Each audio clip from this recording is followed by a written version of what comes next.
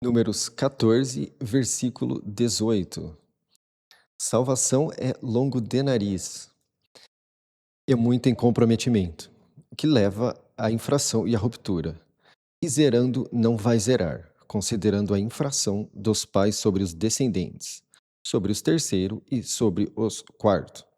Agora aqui eu vou passar por esse versículo novamente, porque nas traduções tradicionais, esse 18 e esse 19, eles estão não de acordo, ao meu ver. Mas enfim, vamos por partes. Primeiro, né, salvação é o meu nome para Jeová, é a minha tradução para Jeová, por conta de Jesus se chamar Jeová é salvação. Então, salvação é o nome de Deus, não a palavra Deus, mas o nome dele. Que Deus eu considero um título que significa Salvador.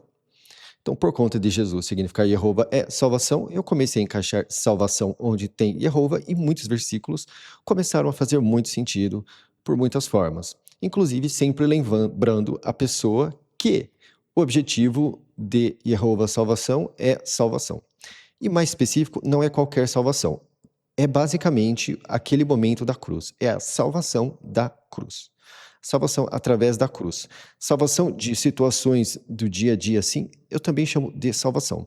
É como se esse fosse a salvação, o salvação, e os outros fossem apenas salvação.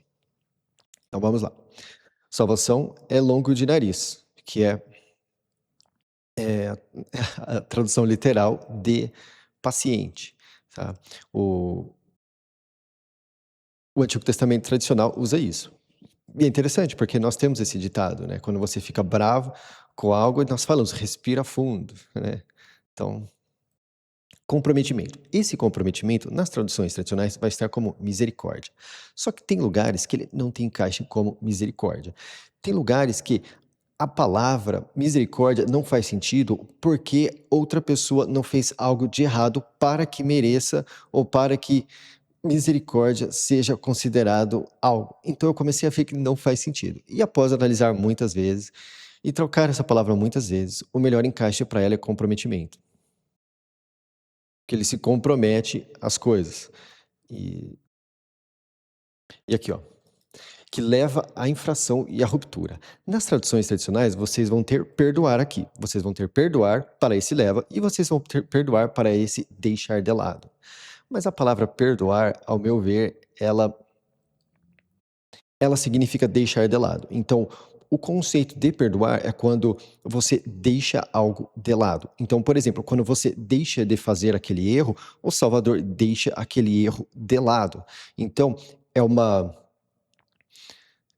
é uma avenida de via dupla, tá? Você tem que fazer a sua parte e aí ele faz também. Então, quando você busca o perdão, o deixar de lado de salvação,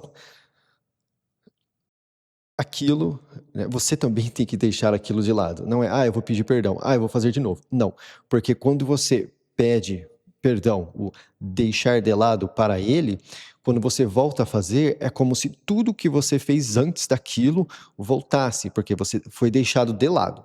Mas aquilo, ao você deslizar daquela forma novamente, todo aquilo volta para você. Então, é trazido de volta, né? E isso vai muito contra o que é ensinado no dia a dia, nos templos e tudo mais. E é muito evidente isso através do quê? Né? Por exemplo, nós vemos alcoólatras. Às vezes o alcoólatra, o cara que é viciado em jogo ou coisa assim,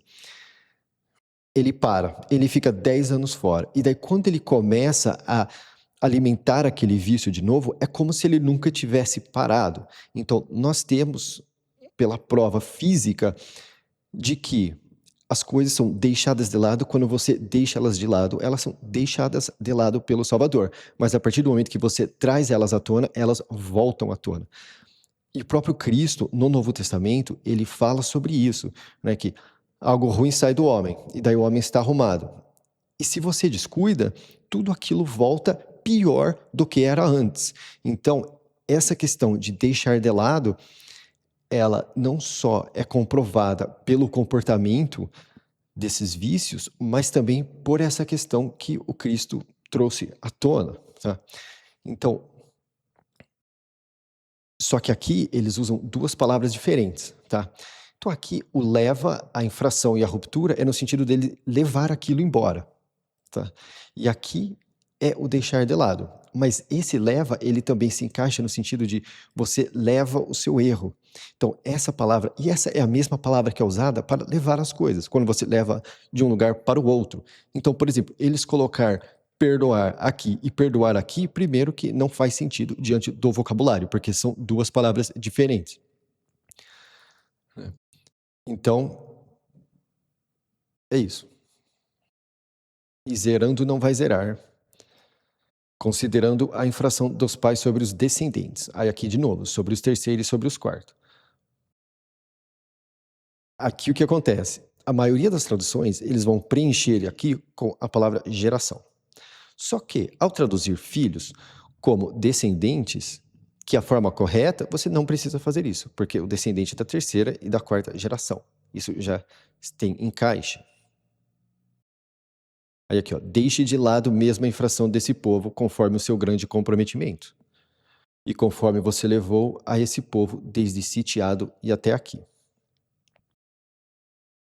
Então, por exemplo, aquelas pessoas que falam, você pode fazer algo errado e simplesmente pedir para Deus perdoar, deixar de lado, e depois você começa do zero. Não, porque quando você erra novamente, aquilo tudo é trazido à tona, aquilo tudo é imputado a você, é como se você não tivesse parado de fazer aquilo diante do Salvador. 20. E salvação diz, eu deixei de lado conforme a sua fala. E de fato, por minha vida, toda a terra vai ficar cheia do peso de salvação. Porque todos os homens que viram o meu peso e os meus sinais, que eu fiz em sitiado e no sertão de palavra, e eles me testaram estas 10 a totalidade de vezes e não ouviram a minha voz. Aqui, né, lembrando que eu coloco a raiz da tradução do número, né, porque os números eles também têm raízes que apontam a palavras, então 10 não é um número arbitrário, diante do vocabulário significa totalidade, então foi totalizado aquilo em 10, né? Então, 23. E eles não vão ver a terra que eu jurei aos pais deles, e todos os que me desprezaram não vão ver ela. Agora aqui é interessante, porque isso aqui se liga ao conceito de você ter a terra prometida. Então, quem trata salvação com desprezo, não vê a terra prometida. Então, isso aqui tem um duplo encaixe. Então, quem fala que todo mundo vai todo mundo vai pro céu, né? Porque diante da Bíblia, na verdade, a eternidade é na terra e as pessoas que não herdam um lugar na terra moram no centro da terra, tá? Essa questão de quando você morre, você vai pro céu, não é bíblica, tá? Se você acredita nisso, beleza, mas não é o que está escrito, né? O texto claramente expõe que a herança da humanidade é sobre uma terra que é reformada. E faz sentido, porque quando você busca o Salvador, essa terra sua é reformada. Então, se encaixa nessa época e se encaixa para a próxima época. O que vai ao céu são quem são arrebatados em vida. Por exemplo, Enoque, quem mais? Elias, tá? São pessoas que foram arrebatadas em vida. Então, eles sim foram para o céu. E eles ficam lá até a consumação dos tempos, onde eles voltam à terra.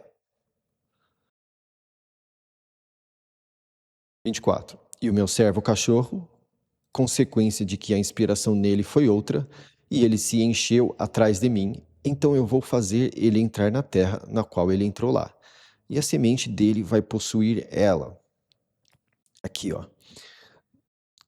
Isso aqui é um dos lugares. Aqui, ó. Esse aqui é um dos lugares que dá para perceber que os tradutores tradicionais não tinham experiências com o Salvador, Deus. Porque perseverou em seguir-me. Eles interpretaram, ó, me segue com integridade. Isso aqui é uma clara evidência, ó. Perseverou em seguir-me. Eles todos me seguem com confiança e integridade. Mas o que acontece? A palavra encheu. É o que eu falo. Quando você busca Salvador, salvação, você se sente você sente a completude, você se sente cheio. O fato de todas essas traduções, todas abrirem mão do fato de que a presença do Salvador, salvação, te preenche, né? O fato deles omitirem essa palavra dessa experiência demonstra que eles não tiveram essa experiência. Eles interpretaram o que talvez isso significasse. Então, o que acontece? Passou a virar nesse sentido de integridade, porque eles provavelmente tentaram interpretar de uma forma do que ele conseguiria dizer, porque eles não sabiam desse sentimento que traduz como se encher. Então, essa é uma das palavras que, esse é um dos conceitos que foram traduzidos, ao meu ver, de forma incorreta, que demonstra que, de fato, eles não entendiam como funciona. Então eu vou fazer ele entrar na terra na qual ele entrou lá, e a semente dele vai possuir ela. Sim. É. 25. E o povo que lambe e o curvado estão assentados no vale. No amanhã virem, e vocês vão arrancar para o sertão de palavra, a caminho do mar de juncos. Mar de juncos é o mar vermelho. Ele passou a se chamar Mar Vermelho porque, na época de que o nome foi mudado, se não me engano, os gregos chamavam de vermelho, porque naquela época os filhos de Edom, que é os filhos, não, os descendentes de Edom, que é do irmão de Jacó, né, que é o vermelho, eles estavam sob controle desse lugar, né, daquela área. Então passou-se a chamar Mar Vermelho, mas originalmente é o Mar de Juncos. Na época deles aqui, chamava-se Mar de Juncos. Na época do grego, chamava-se Mar Vermelho, porque os do vermelho tinham controle sobre a região. Então, para manter fidelidade ao idioma tradicional, eu chamo o Mar Vermelho de Mar de Juncos. 26. E salvação falou ao tirado e ao grande montanha, dizendo: Até quando esta reunião ruim vai pernoitar contra mim? As pernoites dos descendentes do persistiu com o grande pastor, que eles estão pernoitando contra mim, eu ouvi. Diga a eles, por minha vida, decreto de salvação, que eu vou fazer a vocês assim, conforme vocês falaram nos meus ouvidos. Neste sertão de palavra, os cadáveres de vocês vão cair. Todos os considerados de vocês, para todo o número de vocês, desde descendente de 20 anos e para cima, que pernoitaram contra mim.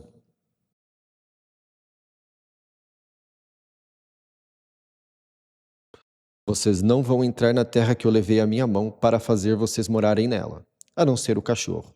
Descendente do ele será virado, e salvação é salvação, descendente do peixe. Agora, aqui também é outra coisa muito legal. Ó. Isso aqui claramente aponta ao Cristo. Vou até ver no 30 aqui. Ó. Levantei a minha mão. Porque é aquilo que eu falo para vocês. Eu traduzo a palavra Cristo como mão.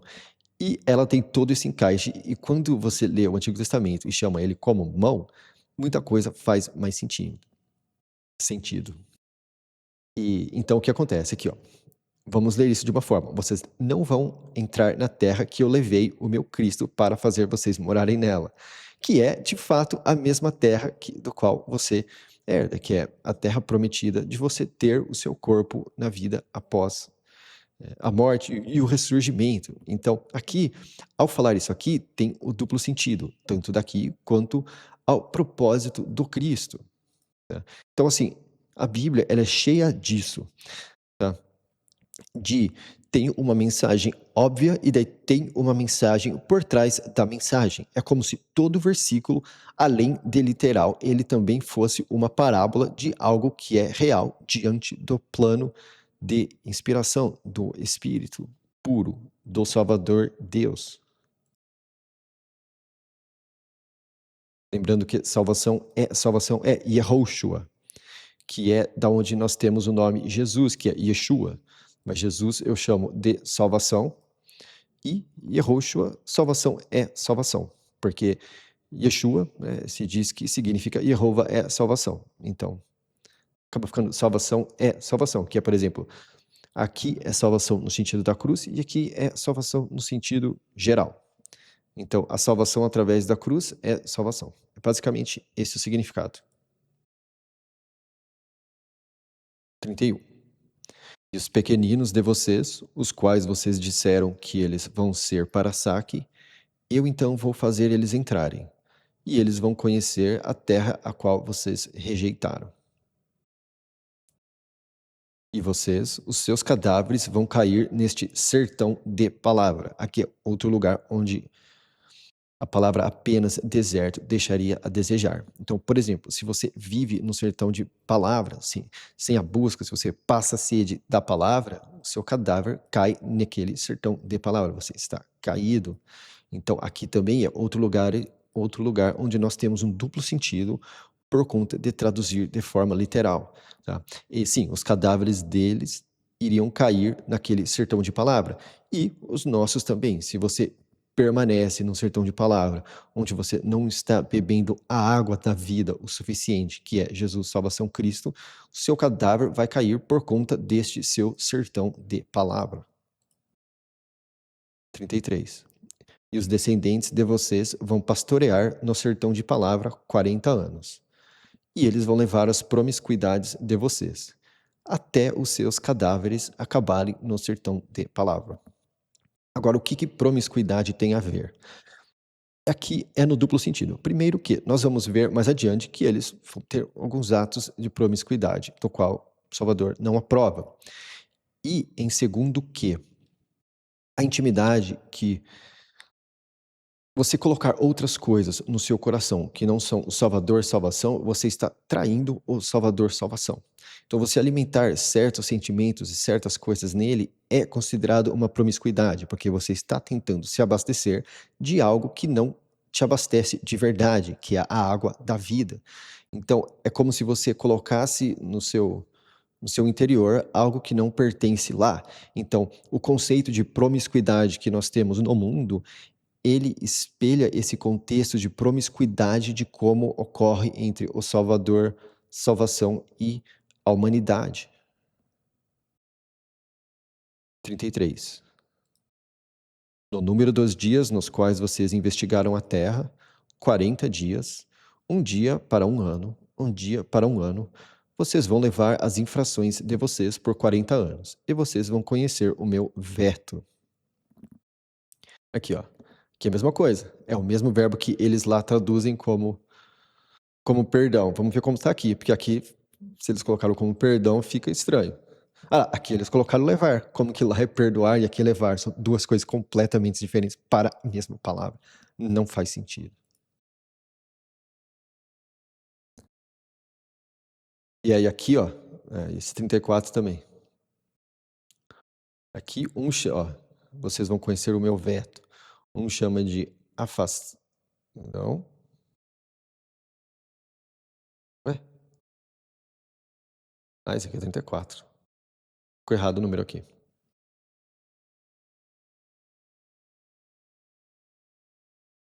Vamos corrigir. Aí. Ok. Ó, número do veto. Em uma delas, uma das traduções coloca essa palavra veto como afastamento. Outra coloca rejeição. Outra afastamento. E outra...